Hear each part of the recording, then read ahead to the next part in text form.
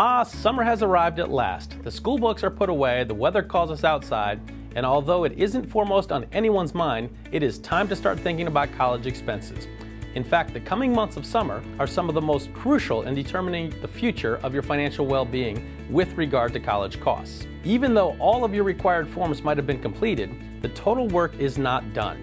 In fact, it is the activities and decisions of this summer that will have a profound effect on the education-related bills you'll be facing over the coming years. We have divided this month's newsletter into two separate segments. First, we will focus on the most time-sensitive population of our audience, parents of graduating high school seniors who plan to attend college in the fall. For those of you in this group, we have 5 crucial tips of things you can do this summer to make the most of this time and maximize your benefits down the road.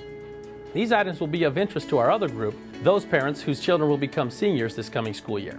In addition, however, you will find 3 more suggestions for those who have 1 more year before facing college tuition and expenses. Segment 1, 5 tips for your graduating senior. Tip number 1, plan ahead now for future college years. Gaining a college education is not a 1-year proposition, so it is an unfortunate necessity that the college funding process needs to be revisited every year of your student's academic program. One important fact to bear in mind is that once your child begins college, every single year is going to be considered a base year. Remember that you'll be completing another FAFSA and profile form every year that your child is in college. Tip number 2, encourage your student to find a summer job. Naturally, people tend to focus more on enjoying the summer weather than finding a job. But there can be very real benefits, both financial and personal, from working at least part-time. The money students earn can help toward college expenses in the fall, and the self-reliance and work ethic they gain will be an advantage in school as well. In addition, however, there is a magic number to keep in mind as you encourage summer employment for your child. As long as your child does not earn more than $6,660 this year, their funding package won't be affected. Part-time work won't usually allow them to earn that much money in the summer, but still offers a great sense of accomplishment and some extra money that would not exist otherwise. Tip number 3, plan for educated and responsible spending. Most of us recognize that earning even a full $6,660 this summer is great, but it won't pay for everything. Many families will need some help along the way.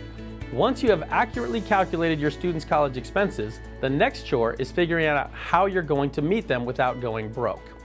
At the HEFAR Group, our college planning specialists are experts in helping people qualify for more grants and scholarships for college. We also help create strategies to pay for your portion of expenses without going broke. Tip number 4, search for last-minute strategies to meet your EFC.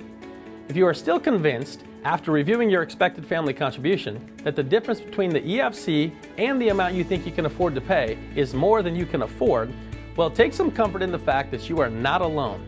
In fact, many parents and students find themselves in exactly the same position. If you're still not sure how you're going to pay for your EFC, then give us a call.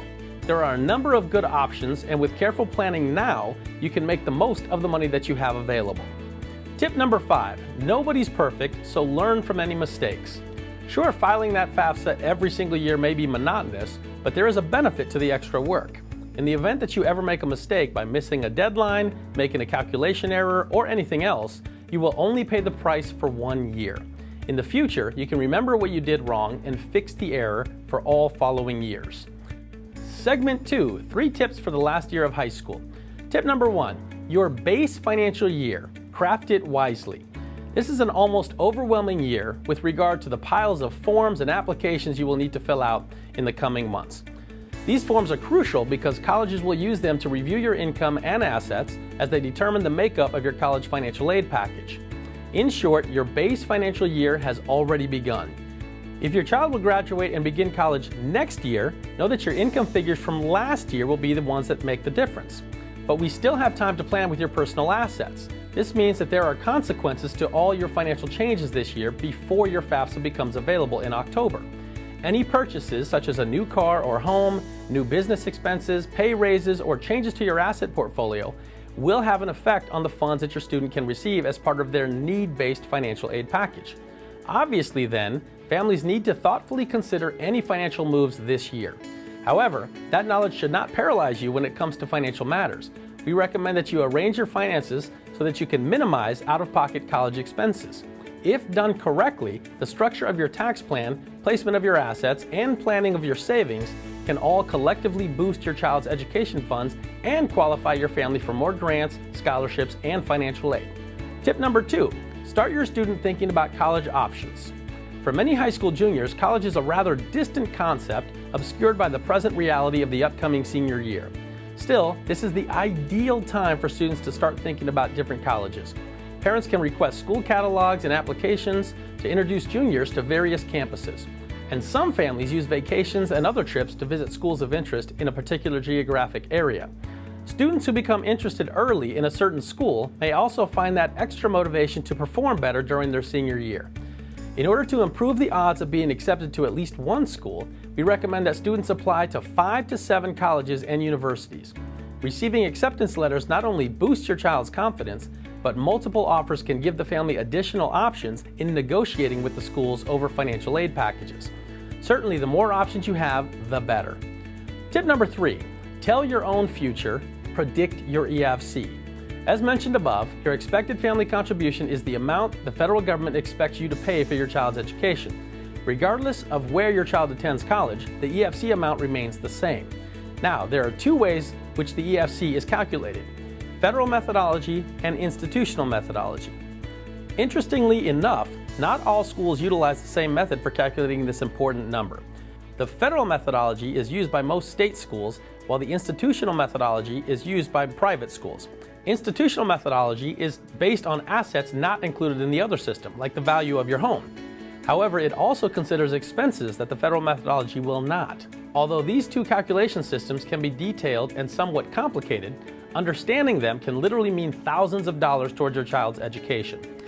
That's it for this month. Remember, as a nonprofit company, our college planning services are entirely free. We are a tremendous resource for you in this process, and we'll be happy to help in any way that we can. Until next month, visit our website to download our College Planning 101 course or to subscribe to our College Planning Experts monthly video series.